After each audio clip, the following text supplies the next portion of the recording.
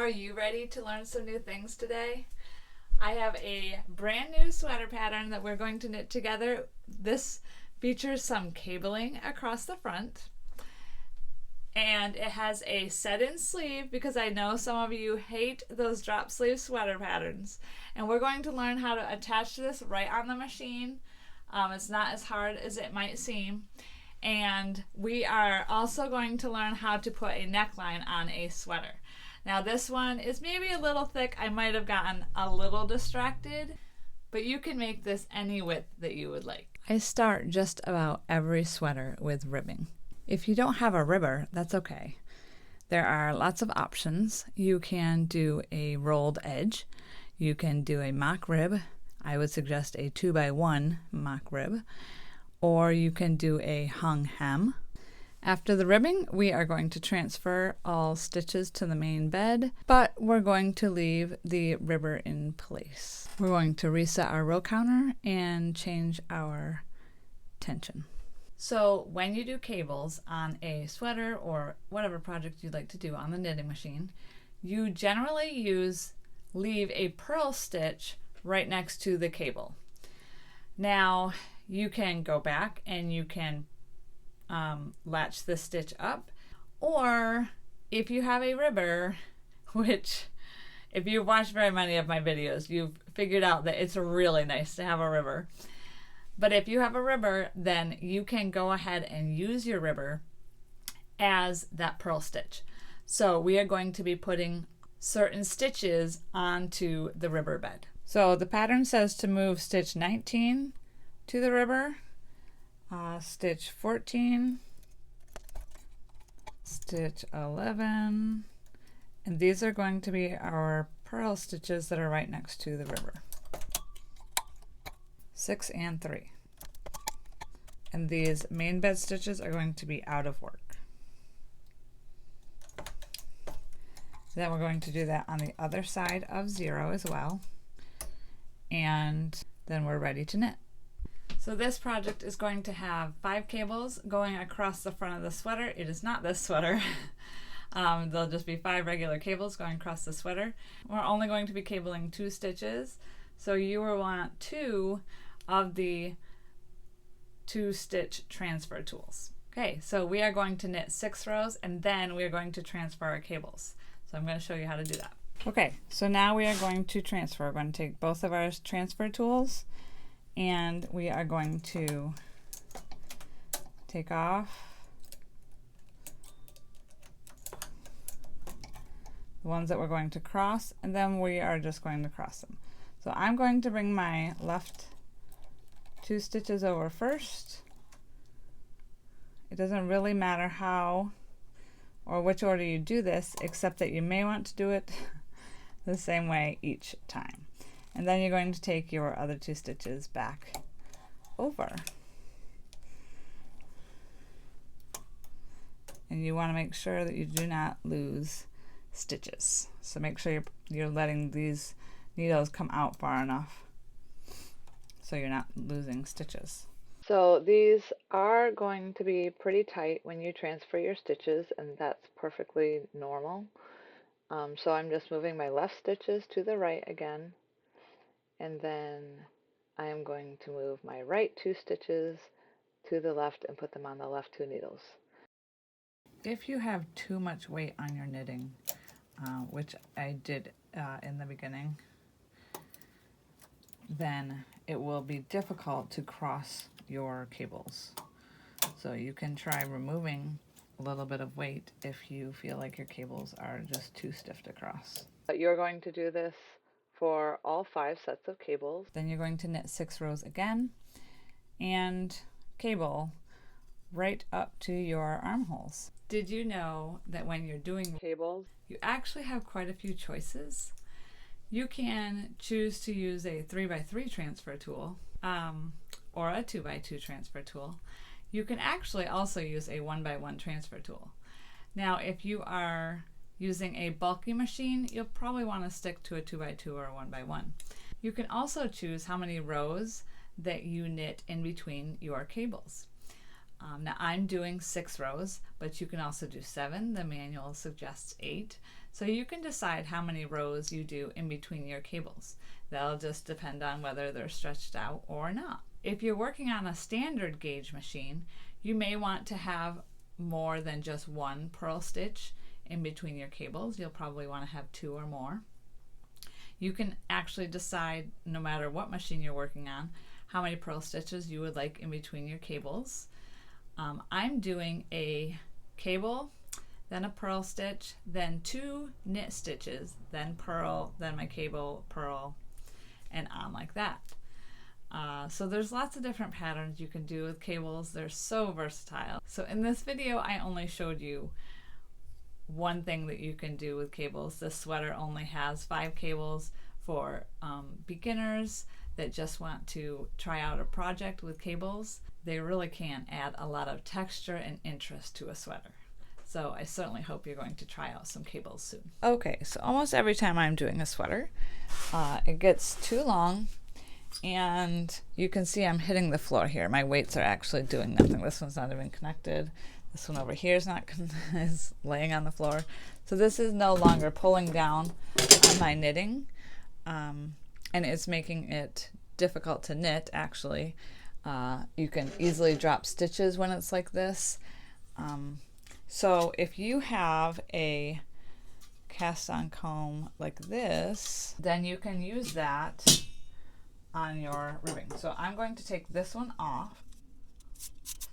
And to put this one on, you're just putting your material, your fabric, through here.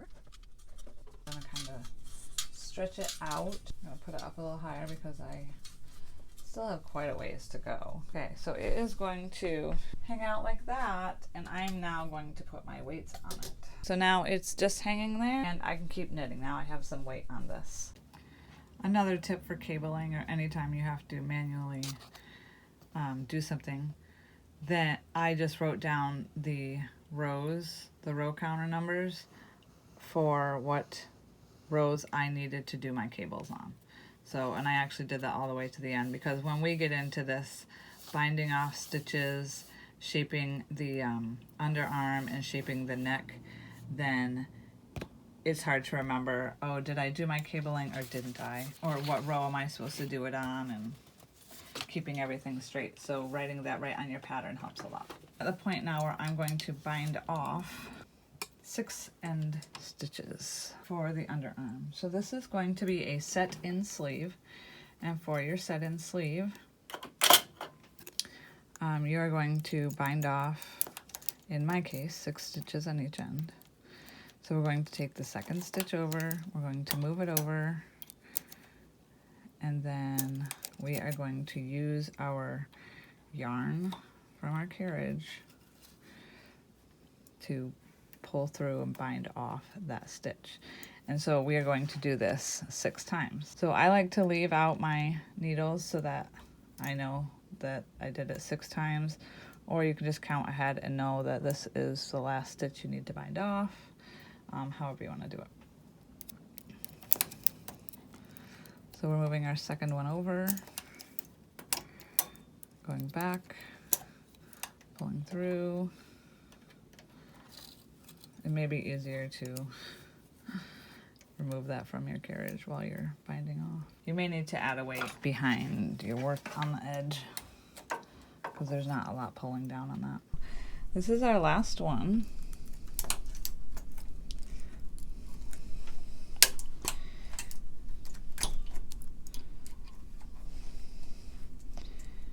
And I am not going to go through that one.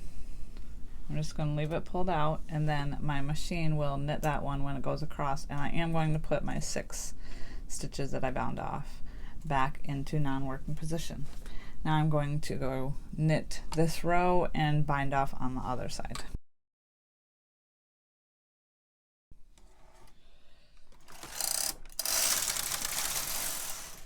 And I know by my pattern that I am on a cabling row now, so I'm going to go ahead and cable this row when I'm done binding off as well. So I bound off my edge stitches and I did my cabling because that's the row I was on. So now I'm going to knit a row, and it says to bind off 2 stitches at the beginning of the next 6 rows.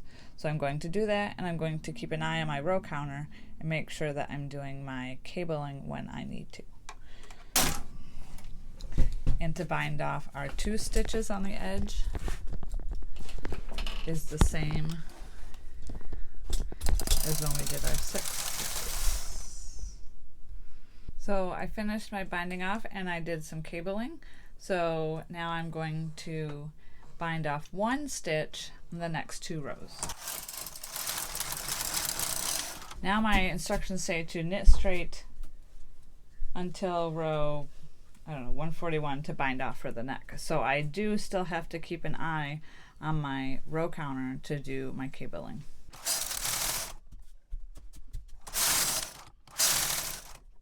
Okay, so now we are at the neckline and we are going to bind off the center stitches. We're putting the left stitches into hold and we're setting our carriage for holding position. So you can see here that we have some stitches that we're going to need to put back on the main bed. So we'll grab a double eye transfer tool. What's going to happen is as we bind off this neck, we're still going to have cables that we are latching up. And that part can get a little bit confusing.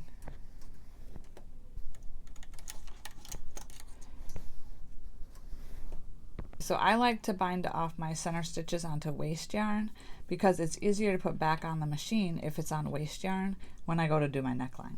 So I'm going to put all the other stitches into holding position.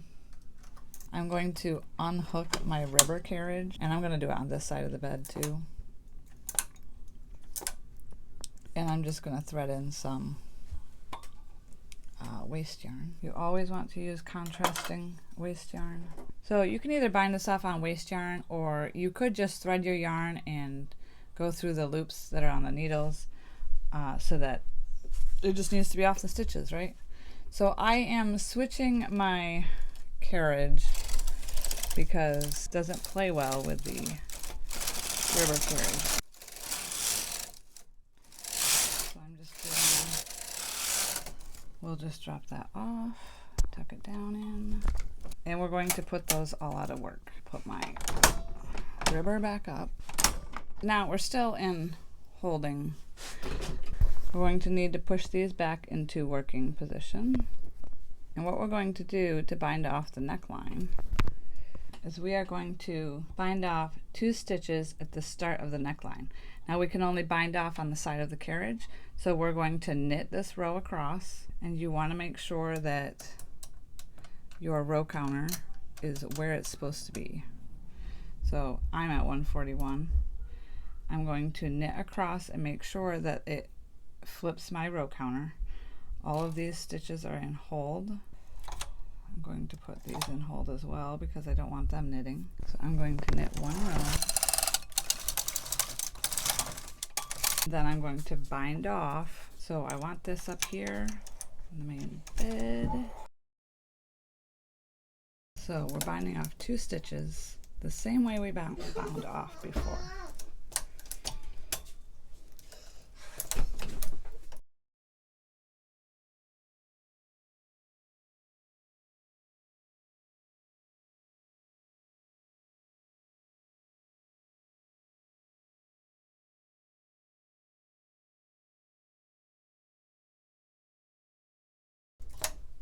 Okay, so I'm looking for row 144.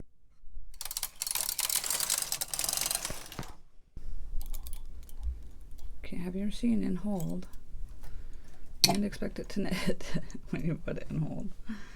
So we're knitting that row, we're knitting back over, and then I'm going to have to do my cables on this end.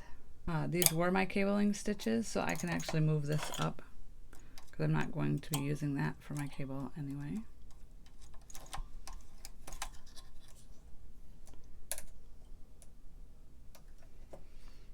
And I'm going to be binding off these 2 stitches when I come back across.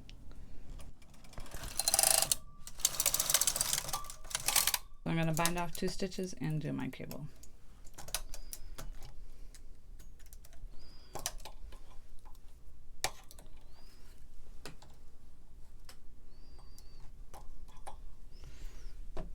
to get stuck around your gate pegs.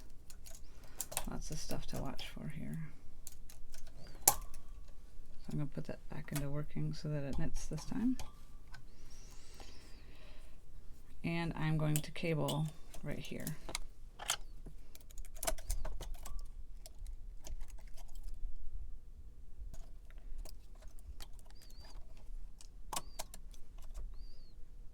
So I'm going to continue as my pattern says, and then I'm going to bind off the shoulder and do the same thing on the other side. For this sweater, I am using Pound of Love from Lion Brand Yarns.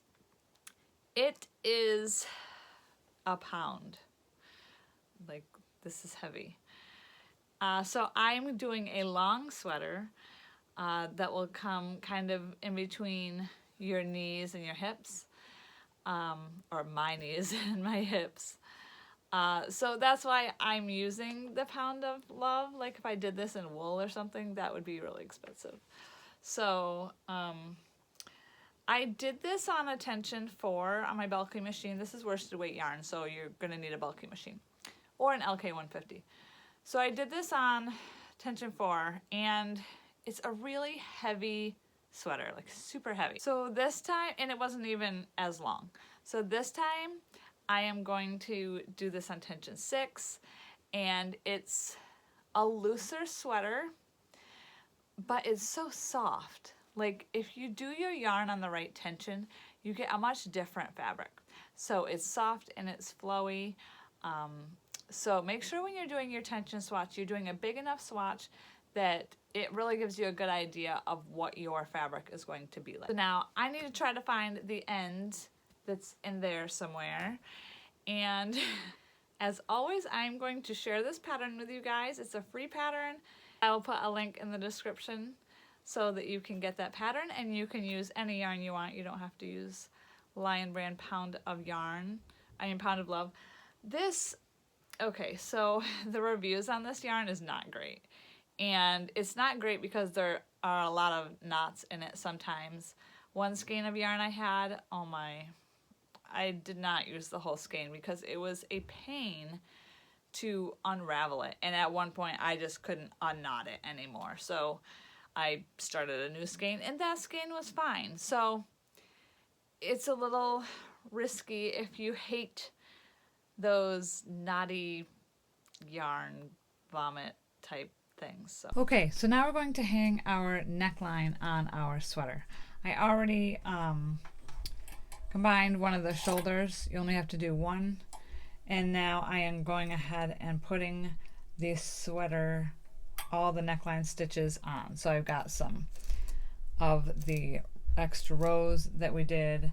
I'll have these stitches that these are my center back neckline stitches.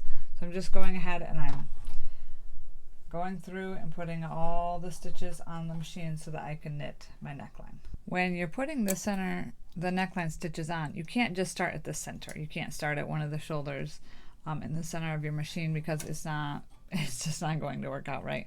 So I started on the end with the shoulder, right at a shoulder, and then I'm just going ahead and going along. It doesn't have to be exact. You're definitely not stretching it out though.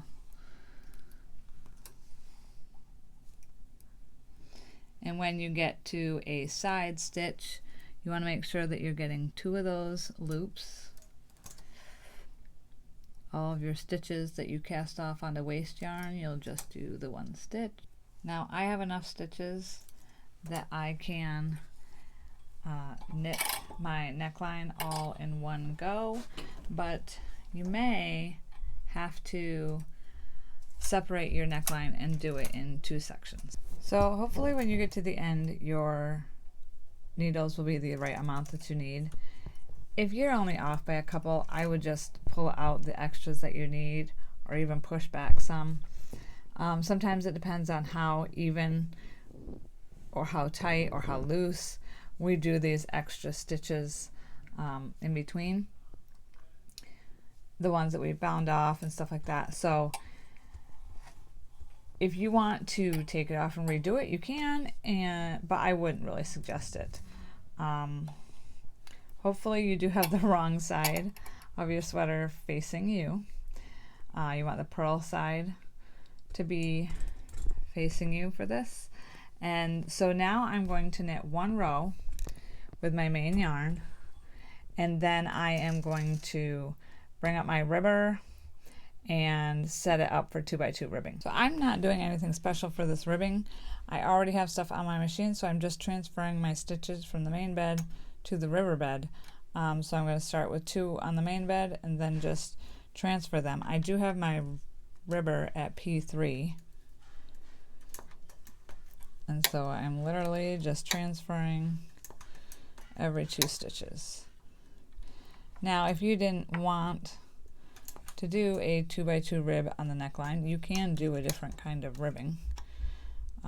You can actually do, if you don't have a ribber, you could do a folded neckline as well.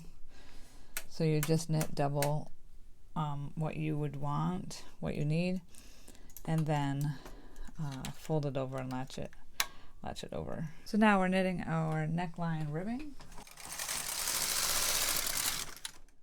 And then we're going to transfer all the stitches back to the main bed and bind off with your favorite bind off.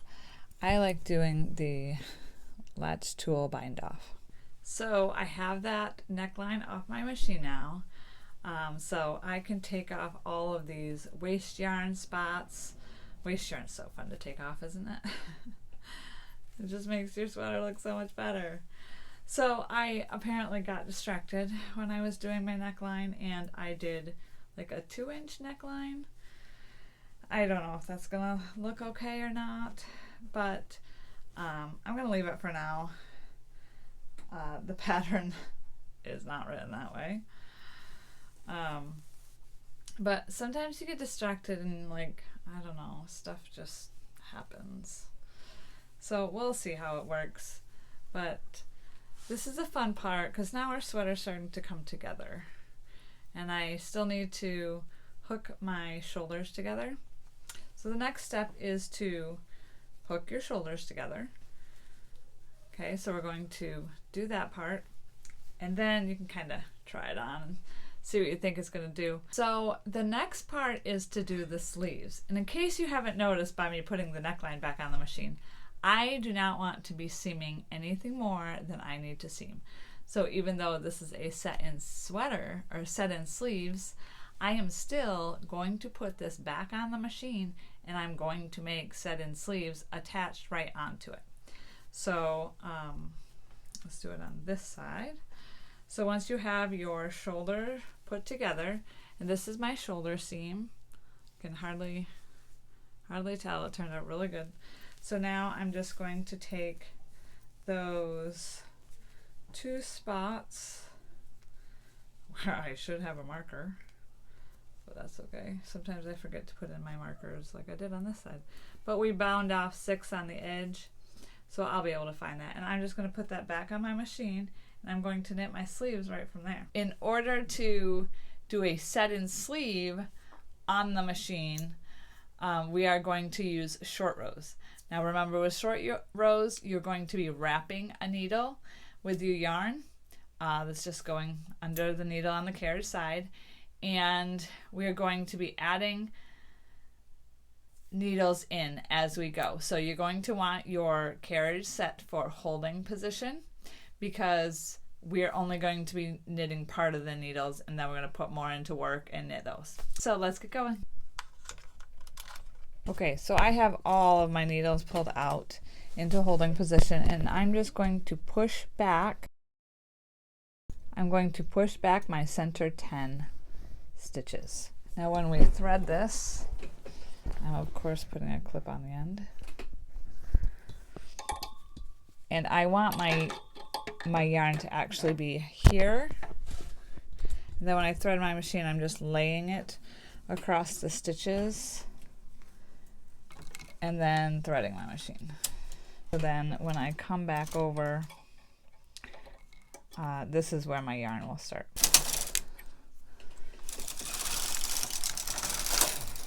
So now we are going to wrap the yarn like I said. I'm just going to put it around the needle.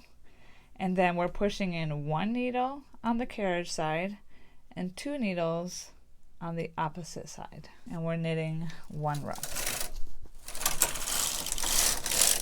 Then we're going to do the same thing, wrap, push 1 needle in on the carriage side, 2 on the opposite side. You're probably going to want to move up your weights regularly because we're kind of making a pocket here. It's going to be our sleeve cap. So now we're going to wrap, and we are going to push 2 stitches in, 2 needles in on opposite the carriage side every row for the next 14 rows. So this is all in your pattern. It's not something that you have to come up with. Okay, so I wrapped my yarn, and now the pattern says to do 1 stitch opposite the carriage for the next 13 rows.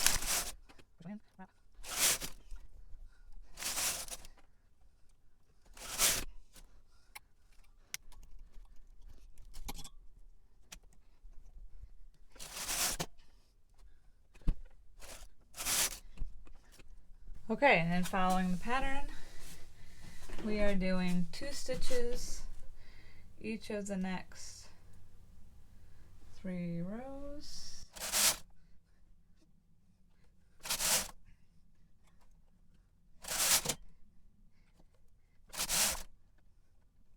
Okay, now we are to our last 4 needles on each side, and we're going to push them all in at the same time, because this was from our initial bind off.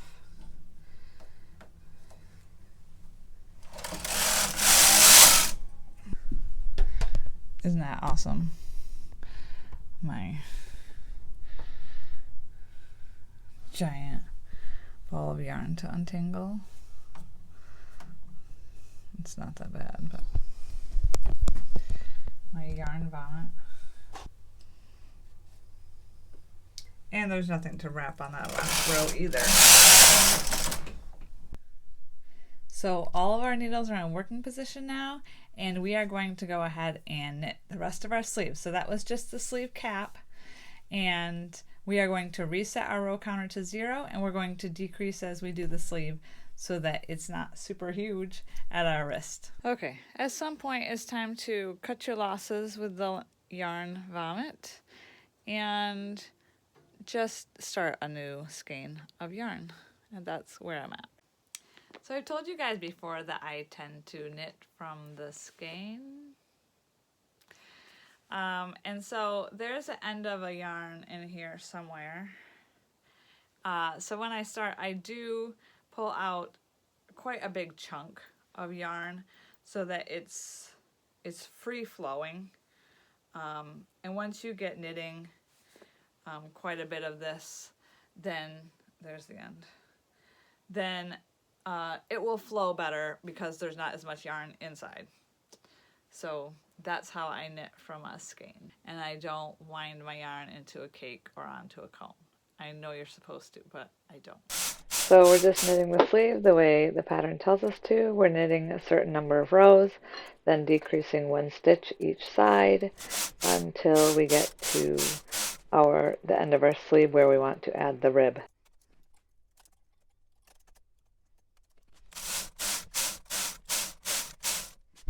Our last step is to put the ribbing on the end of our sleeve. Cast on comb. Okay, now we're just transferring stitches from our main bed in a 2x2 rib pattern. Make sure needles are out of work that are supposed to be out of work. Change our tension.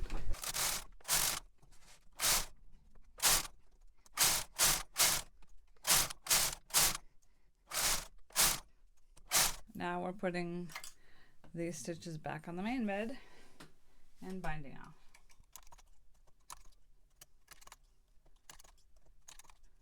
So I bound off doing the latch hook bind off. You can choose whatever bind off you like. And this is the end of our sweater on the knitting machine. Now we are going to sew up our sleeve and the whole body. So I leave a nice long piece of yarn in order to do all of that seaming at the end. I hope you enjoyed this sweater and leave your thoughts in the comments.